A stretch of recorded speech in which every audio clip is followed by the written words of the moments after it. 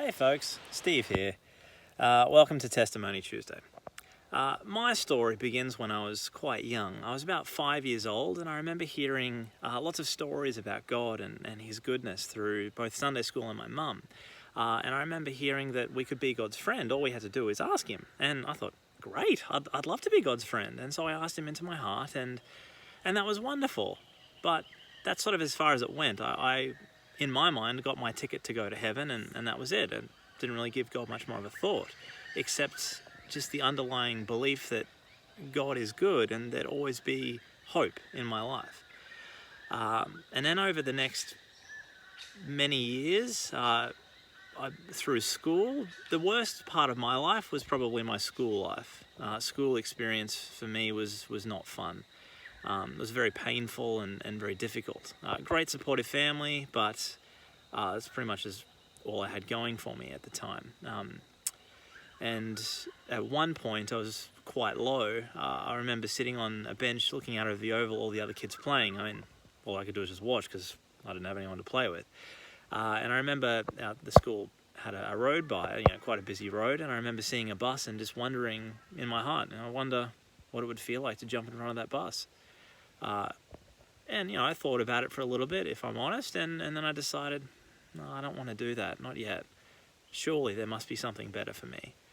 And then the years went by, and I gave God a couple of thoughts through that, but to be perfectly honest, I was through having had such a painful experience at school, I became very insecure. And so when I would look at others, I would always compare myself and wonder, am I good enough? I'm not good enough. I'm not as strong. I'm not as fast. I'm not as smart. Or I would do the opposite, the same thing, but through pride. Like, well, I'm better than that person. I would do that much better than her.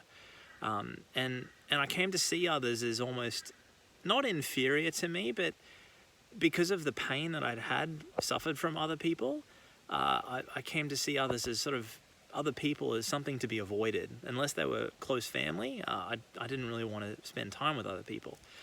And then my parents, in a beautiful way, moved me from a school to a Christian school. And from there, I actually made some friends, and they invited me to youth. And I loved youth because the girl I had a crush on happened to go there. So that was a big win. And then after a few months, the girl I had a crush on went somewhere else. And I wanted to stay. Well, it was great without her. But I started hearing again about this God who loved me and had a plan for my life, and I thought, this has something in it for me. I've been a Christian for many years, but hearing that to be a Christian was more than just having a ticket to heaven, but actually getting to know Him and living your life heaven now, I wanted that. And so I rededicated my life about 16, and from then since it's just been amazing. But to be perfectly honest, I went through the cycle of insecurity again. Oh, I'm not as anointed as that person, or I'm not as spiritual as that person. I don't pray as much or read my Bible as much as that person. And then as the years went by, I flipped back to the pride thing. Oh, I'm much more spiritual than that guy. Oh, man, I know I pray more than her. And it wasn't for another 10, maybe 15 years that I started realizing that I'm such a selfish person. And I don't say that in a way I'm proud of, but it's true. And my life was just this cycle of insecurity and pride. But fortunately, God had been using all of these things in my life that I would learn to trust Him, to just listen and follow Him. And so I did. There were some difficult things that I had to do or trust, and things I didn't really want to do, but I felt God leading me. I'm like, well, better do it.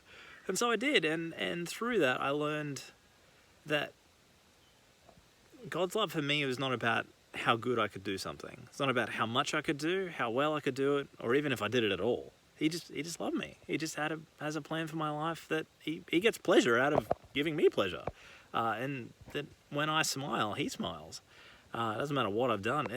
As we all know, we can't really earn anything from Him. We just come and accept. And it took a long time. And if I'm honest, I'm still learning that and have to renew that one all the time.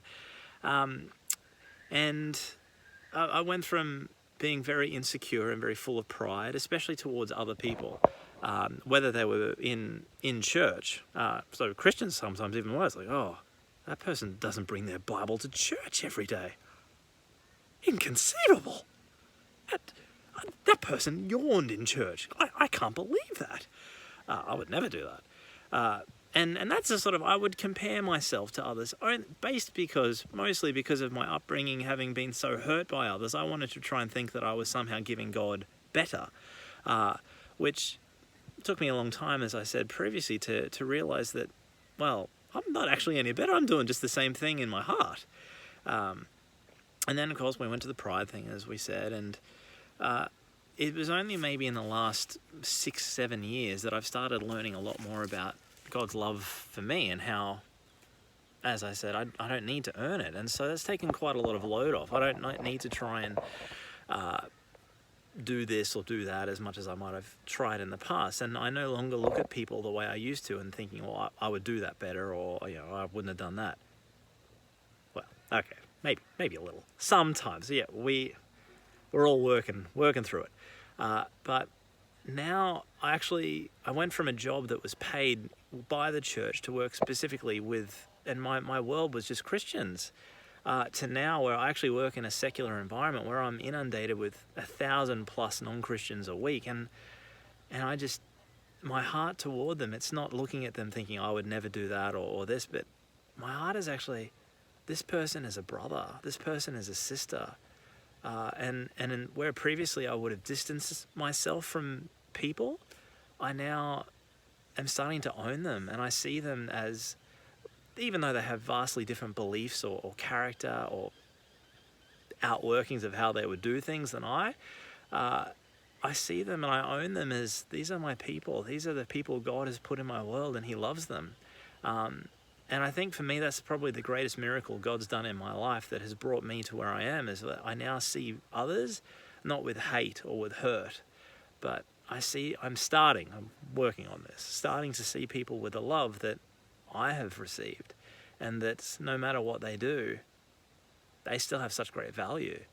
And they have stories of their own, and yep, they might do or say things that are offensive or hurtful, but that doesn't make them any less valuable, or doesn't mean that God doesn't have a plan for them. So, and I now know that, instead of looking at them and thinking, oh, no, don't like them, that's their cross against their name, it's that, no, God has a plan for that person, and I'm going to believe, even if just by smiling at them, that I can lift their day, and I try and do that, all because of what God's done in my life. And yeah, that's me.